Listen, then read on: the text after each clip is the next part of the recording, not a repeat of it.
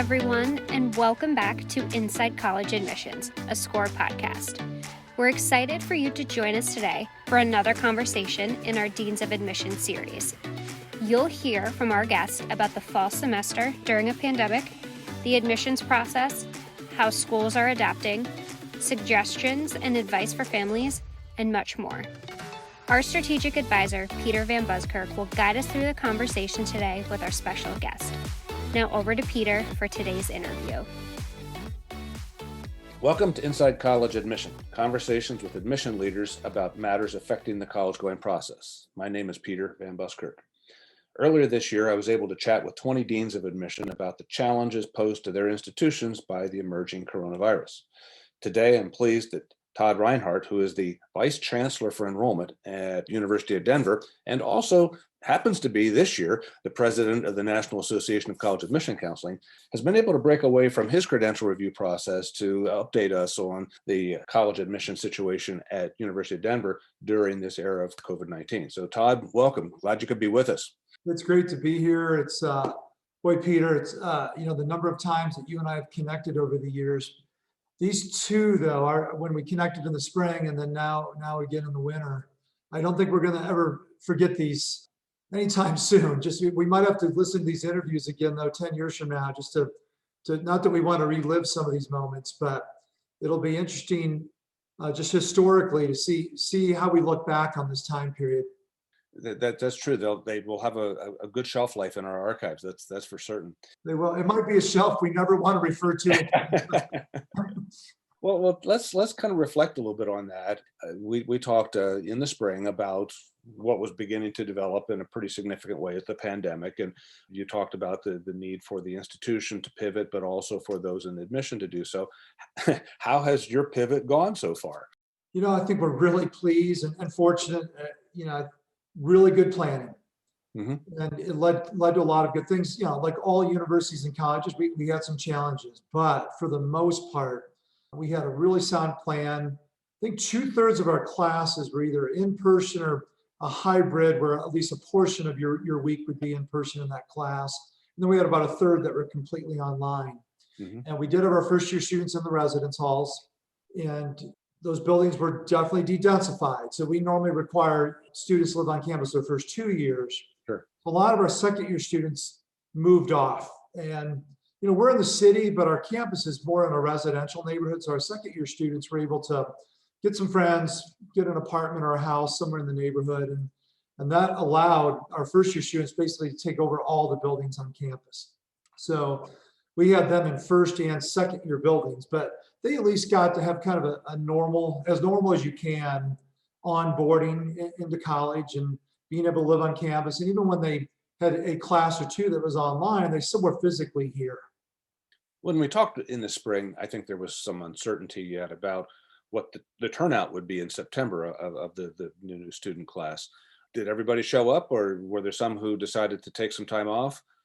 Yeah, we had a healthy number show up. So we wanted to enroll around 1,400 students, and I think we had 1,382. But I think all things considered, we were very pleased with that. I know the students were excited to have a robust classmates. Mm-hmm. We did have 131 students defer to this coming fall. Mm. And I respect and appreciate that. For some students, it just wasn't the right time to start your college journey. Mm-hmm. And we certainly supported them in that decision. We're working with them now and giving them all the steps they need to complete to enroll this coming September. Now, it's interesting. I'm sure you've heard this from the students who would otherwise start in the fall of 2021. And the question I've heard often is, well, won't all of those deferrals coming a year later affect the opportunity of my child to get in to that class? What say you? I've answered that question probably 10 times a week. But it's a very good question. And what I would say, it's going to be different at every school. What I'm hearing, though, from most of my colleagues, and this is certainly true at Denver, we're treating that just as kind of like frosting on the cake.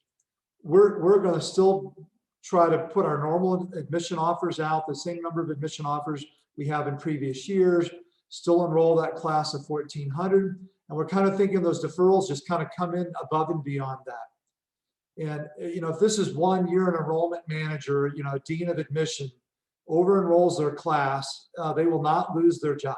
They'll be forgiven for that. That's They for will sure. be forgiven for that. So I don't think students don't need to lose sleep over, the 130 students that I talked about deferring, taking up 130 spots. We're not taking away 130 spots.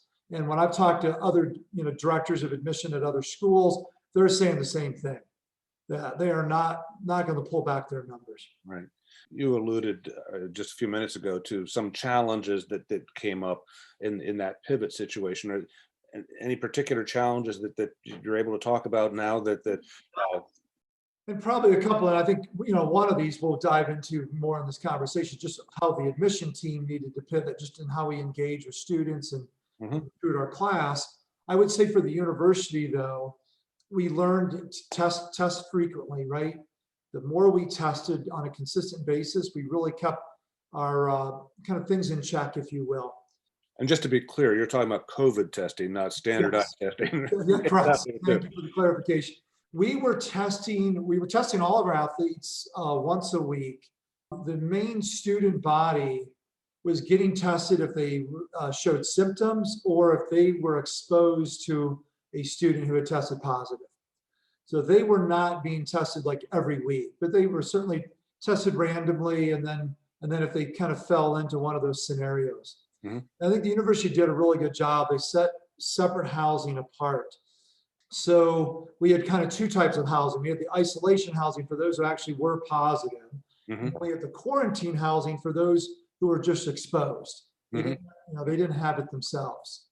Well, and I would imagine that at that point, whether you're in quarantined or isolated, you became a remote student in terms of your interaction in the We classroom. did. And that you talk about pivoting, credit to our faculty. Mhm. Because, for example, if your class was one that was completely in person, Mhm. but you had a couple students who needed to isolate for 14, isolate or quarantine, let's say for 14 days, their classrooms were capable of doing both.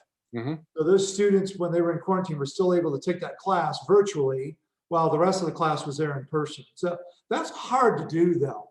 I Mhm. think faculty are like superheroes in this whole, historically, when we do look back, faculty deserve a big pat on the back because, it sounds simple when you just say that, teach your class in person and online, or teach it completely online. That's really hard to do, especially some of the different disciplines. I would imagine so. And I don't know about your particular experience, but through my experience in higher education, came to appreciate that change on a college or university campus would happen glacially in nature because folks were averse to dealing with that. But now, in an instance, the superheroes emerged and made things happen. Yeah, that's right. It was really fun to watch. In admission, we're not part of the day-to-day operations of the university as far as, providing the education and the courses and things. But being on the sidelines, watching people, that sense of urgency and responsibility, and really just the great success they had. I think what it's taught us and a lot of universities, in the future, you really can have more flexible scheduling in your course offerings. Hmm. And I was just thinking of the possibilities, like a student who maybe gets a really cool internship in New York City, or they get an internship in Orlando at Disney. And previously, when those situations have happened, those students stop out for a term, and rightfully so, they go do their internship full time. But now, why not still go to New York? And you're not going to take a full load, but maybe you take one class online still, just to keep progress towards your degree and stay fresh with your academics. And or maybe it's even a course that complements what you're doing in your internship. Before, we wouldn't have had the ability to do that, and now we do. Wonderful. Well, let's kind of move forward to where you are with your staff in credential review. I would imagine that you're dealing with some form of early decision, early action. Tell us what's going on in your shop. You bet. Thankfully, we've finished our work with both of those, and no surprise probably here. Our early decision pool was down, Mhm. and probably like around 20%. Now our early decision pool is small, so 20% sounds big. It's probably 50 fewer students, but still, that adds up. Our early action pool was about 3.5% smaller, and those are real numbers. That's a big pool. That's usually our largest cycle is early action. And so that was probably about 500 fewer files for us. What's interesting though is we're up 20% in regular decision. No kidding. So in total, our applications are 3.5% ahead of last year. My theory on the regular decision being up is that students are still trying to test, even though we're test optional, and we've emphasized that you really won't be at a disadvantage. You don't need the test to have a benefit for being admitted or for merit scholarships. But I think some of these students still feel a real sense of urgency to test. And they're still hoping to get one in and then submit it for regular. I also think because of how the grading scales went last spring and just the abrupt transition that everyone had to make last spring, I think students, some of them wanted to get another round of grades in this fall to turn into our committee. Mm-hmm. Well, and the presumption with early decision also is that the student will have thoroughly vetted the institution, hopefully by visiting, staying overnight, going to classes, et cetera. So there's not been nearly that opportunity in the last 8 to 10 months. Correct. And I think a lot of schools, because of what you described, are down in early decision. And we always talk about with that binding program, that really personally, academically, and financially, the family has really vetted that situation. And they know that on all three of those benchmarks, that this really is a very good match. And to your point, Peter, students weren't able to do that. I mean, to not be able to physically be on campus. And I know most of our campuses are open for people to come and kind of walk around on their own. But most of us are not really offering like formal tours or info sessions now. There certainly are some schools that are still able to do that. We haven't done it since March. Mm-hmm. We tried to come back and we did kind of private outdoor tours for about a week in August, and it just didn't work. Mm-hmm. So we pulled the plug on it, and all the schools in our area, like a lot of families, when they come to this area, tend to visit like University of Colorado, Colorado State, Colorado College, mm-hmm. and then University of Denver. None of us are offering any on-campus programs, and we haven't for months. And I don't think we will. I think all of those schools, we talk, and because a lot of families like to visit multiple schools even on the same day. Mm-hmm. So we try to coordinate kind of our efforts and our programming, and it doesn't sound like any of us will try to do anything until the summer. Mm-hmm. But the virtual outreach, I would imagine, has become robust. It's been fantastic. I should say what's fantastic about it, I think the quality of it. Like when you and I talked last spring, mm-hmm. we were in that space. I don't know that we always had high quality programming. I think we do now. I think what we're offering is really beneficial to students and parents. Mm-hmm. There's a number of different ways they can virtually tour the campus. We have student panels. We have students on our information sessions, so they're able to ask students questions. And those are things that, when we're in person, we're not always able to do. So in some ways, virtually, we can provide prospective students kind of even more, right? By maybe having faculty participate or current students in ways they just aren't able to when we're in person. I will tell you though, the attendance is not great. Whether we're doing a virtual high school visit or it's one of the programs we're doing ourselves, like our info session or tour, it's picking up. But there's a lot of times when you just have a handful of people, so it's not the same volume that we would have here in person. Folks are sort of zoomed out, I guess. I think so. And I appreciate that. I think we all thought we would be doing Zoom for, March, April, maybe May. Yeah. I don't think any of us imagined that we would still be doing it all summer, fall, and winter, and probably now the rest of the school year. Sure. Now, this year has been an important year for testing and the use of testing in the admission process. Where does University of Denver sit in that whole conversation with regard to test optional? You bet. And thankfully, we had made the decision a year ago to go test optional. So this is actually our second cycle. And what I was thankful for is that we already knew how to make admission decisions and scholarship decisions in the absence of test scores. So, a lot of schools really had to kind of scramble over the summer because they were some of them were forced into this decision, and understandably. Thankfully, we did not have to spend the summer and fall figuring out how we're going to manage this. What we did spend those months, so we knew our volume was going to be much greater. Mm-hmm. In our first year, 25% of our applicant pool was test optional. Mm-hmm. This past week, 60% of our admits for early action were test optional. Wow. And, one of the things I told the staff, that was not a strategy or a choice really by the students. Most of them really did not have a test score to submit. Mm-hmm. Yeah, so I think who knows how this will play out in years 2, 3, and 4, down the road, kind of this environment where testing will go. I don't think we're going to go back to where it's only a quarter of our pool, but I think I'd also be surprised if it was 60% of our pool too.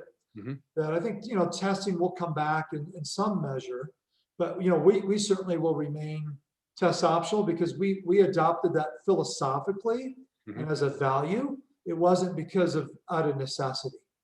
So you're not looking at candidates who've applied without tests right now and scrambling to try to find the number because you've become accustomed now to looking at their credentials without that. We're really comfortable. And I think what our staff has found, even in the days when our tests used to be required, a lot of times when you're reading a file and we're in committee discussing a student, the test scores never even come up. The testing really was not a big factor when we admitted and denied, and we were making those decisions. Where it probably played a larger role in previous years was the merit scholarships. The combinations of your grades and curriculum and your test scores it was a big factor in merit scholarships. Well, let's talk about that for a moment because there are a fair number of test optional schools in the admission process that still insist that students submit test results for merit. How have you been able to reconcile that ultra selective with the merit and you don't have scores? You bet. And the reason you have to be kind of careful with that is, as Peter, the years that you sat in the seat, we have to stay within our budget. Mm.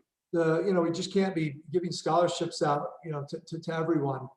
But we felt really good about it. In fact, I think 2/3, maybe even closer to 3/4 of our students last year who were admitted through the test optional program received a merit scholarship. Mm-hmm. So the students were still very competitive.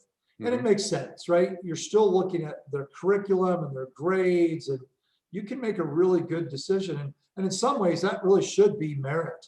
Mm-hmm. And if you're trying to, in some ways, recognize a student's performance in the classroom, there's nothing better than directly tying that to their classes and to the grades they've earned, rather than that test that they've taken on a random Saturday. Mm-hmm. You're really looking then at the merit situation in terms of what have you done beyond what's expected of you? How have you exceeded those? That's right. So, and by the way, for students who submit test scores, I think that's kind of a misunderstanding by a lot of families. When students do submit test scores, we still look at them, right? Mm-hmm. You are a test submitter. That's still part of our admission decision. It's still part of our merit process. Mm-hmm. Sure. So when we went test optional, we weren't saying that we don't see value in test scores. What we were saying is we put test scores in proper context, that we understand there's good, bad, and indifferent with any factor in the process, not just test scores. Sure. Right? We have to use our professional judgment on grading scales, on curriculum rigor. Mm-hmm. There's really nothing in this process, as you know, that's equal. Exactly.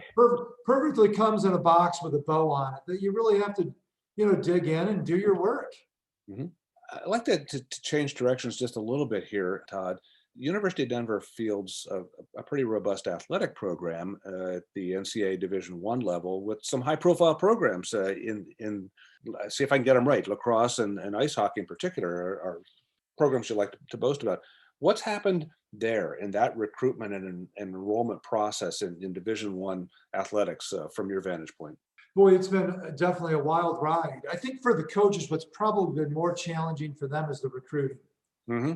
Because the NCAA at the Division I level has basically had a ban on any in-person or off-campus recruiting, actually even on campus. So I don't think students are even allowed to come and meet with a coach even on campus. But for sure, the evaluation process has been changed for coaches because they can't hop on a plane and go watch a tournament or a competition to really evaluate someone's ability.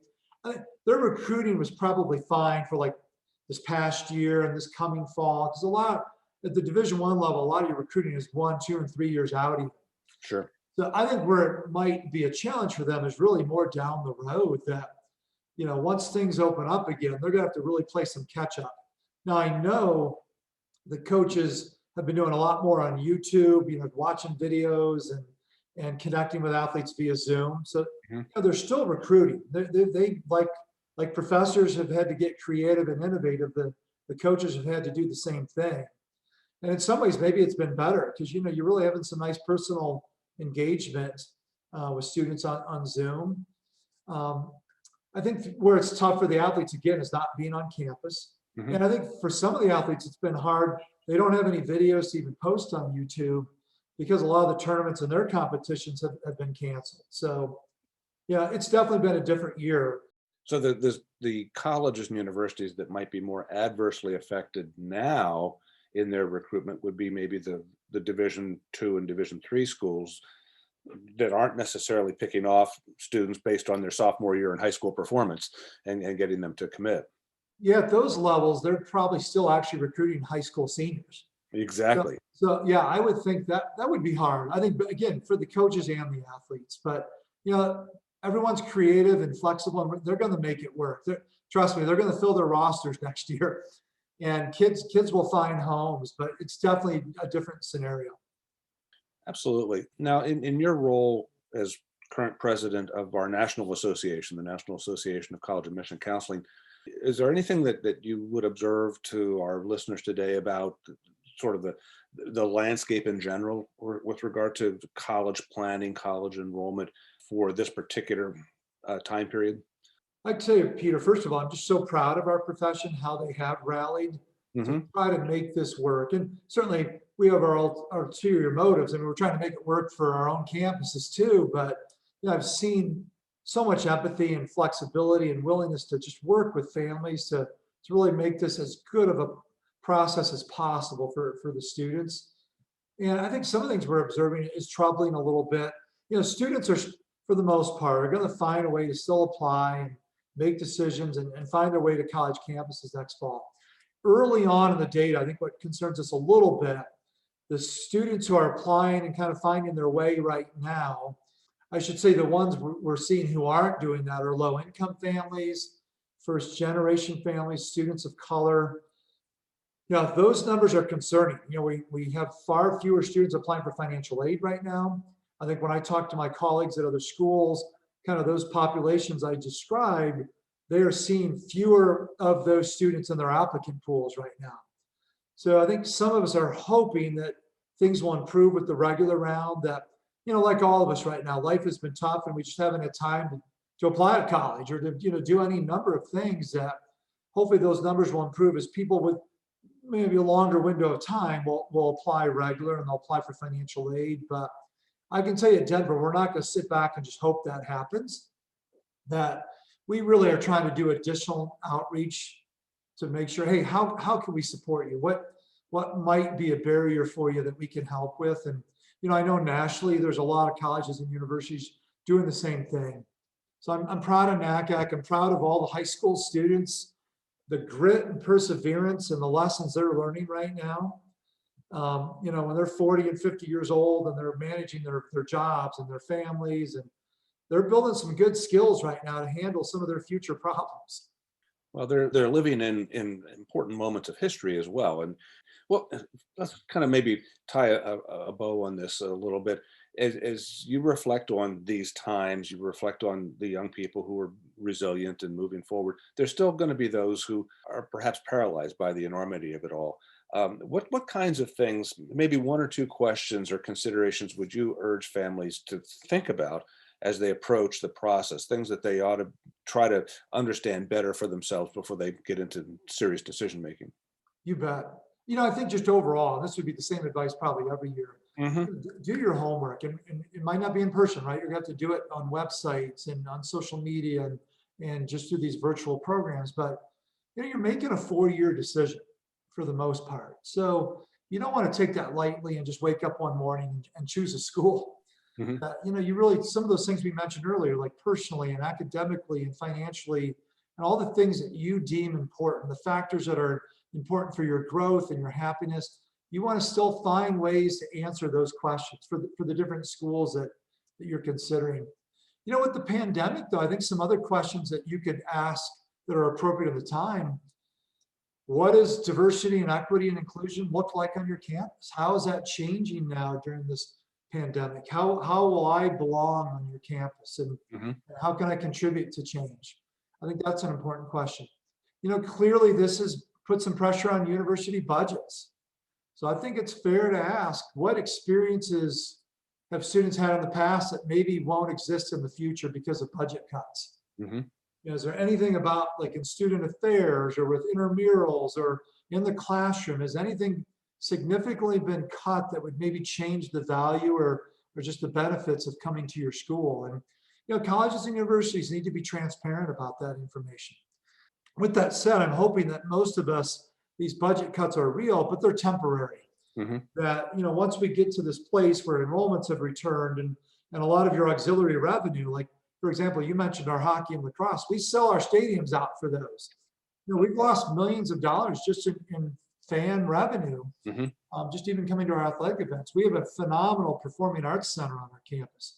We haven't hosted musicals or plays, since March. So, that all adds up, but we know those are coming back. At some point, we'll have people at hockey games, we'll have people in attendance at a musical, and the revenue will come back to support, go back and reinvest in the campus.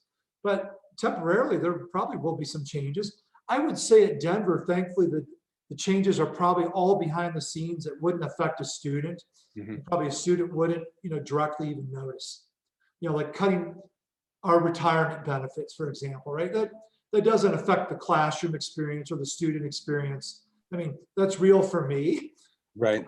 It doesn't affect the student experience. And I think the University of Denver's really tried to prioritize our decisions that way. And I know a lot of schools have, but then you had mentioned athletics. I mean, boy, athletics is probably Division I, II, and III. You've seen sports drop. You've seen assistant coach positions eliminated. Mhm. You've seen maybe some travel budgets cut. I mean, some of the athletic experiences, I think, coming out of the gate, for that first year or two or three, might not be the healthiest, robust financial experience that maybe people are used to. I think the core of athletics will still be there. The experience of practicing and competing and having a role model in your coach and the camaraderie of your teammates, those experiences aren't going anywhere. You might bus to a place instead of fly to a place, right? So there might, for a year or two, be a couple of changes, but I think they're all things we can live with. We'll work through it. And I think the operative word there is we. This isn't an experience that's happening to one or two people, but I think we're all managing through it together. Todd, this has been great. I could talk to you all afternoon and enjoy just hearing your perspective on what's happening in the college going process. I hope that those who are listening in take great comfort in your words of advice as well. So thank you very much for your time. Well, this was such a pleasure. It's always great to connect with you, Peter, and I'm wishing all the families listening in just the best. They're going to work out just fine. So whether you're in 11th, if you're in 11th grade, it's even a better situation because they have a little more time to figure this out. And for the 12th graders, you're going to have a senior year on like any other. And next year, I think we're all hopeful that our college campuses, we probably won't be 100%, Mhm. but I think next fall is going to look a lot more like the fall of 2019 than it will the fall of 20. 2020. That's So exactly. I'm hopeful about that. On that note of hope, good hope. Thank you again. Be safe, be well, and we'll look forward to catching up with you soon. Thank you.